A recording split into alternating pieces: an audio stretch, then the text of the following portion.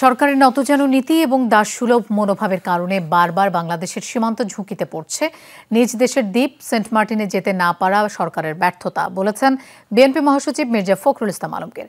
দুপুরে জাতীয় প্রেস ক্লাবে সংবাদপত্রের কালো দিবস শীর্ষক আলোচনা সভায় তিনি অভিযোগ করেন, সচেতনভাবে বাংলাদেশকে ব্যর্থ রাষ্ট্রে পরিণত করছে সরকার। শিয়া বাটার, অ্যালোভেরা ও ভিটামিন ই সমৃদ্ধ লিলি বিউটি সোপ।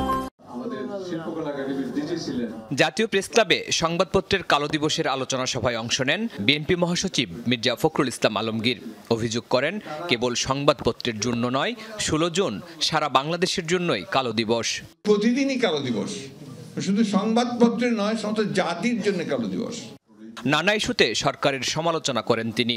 বলেন, পুলিশ প্রধানের দুর্নীতি আর সেনা প্রধানের জালিয়াতি কোনো সভ্য দেশে ভাবাই যায় না।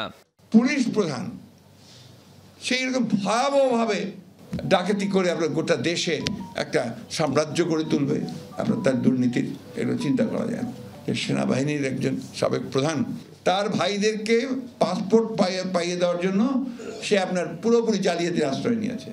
কথা বলেন সেন্ট মার্টিন ইস্যুতেও। কি দুঃখজনক, কি মানে এটাকে কি বল, কত ব্যর্থতা এই সরকারের, যে আমার একটা দ্বীপ, সেই দ্বীপে আমরা যেতে পারছি না। সেই দ্বীপে গেলেই আপনার অন্য দেশ থেকে গুলি করে মেরে ফেলা হচ্ছে, মেরেও ফেলেছে। অথচ এখন পর্যন্ত সরকার এই ব্যাপারে কোনো রকমের কোনো বক্তব্য পর্যন্ত দেয়নি।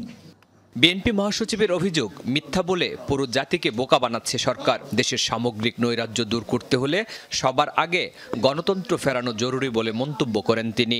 আর মানুষ ছাড়া তো গণতন্ত্রের লড়াই হবে না।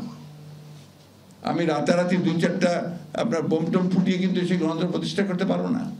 গণতন্ত্র প্রতিষ্ঠা করতে সমস্ত মানুষ যেদিন নেমে আসবে, যেটা আপনার অতীতে আমাদের এই দেশে সেগুলো হয়েছে।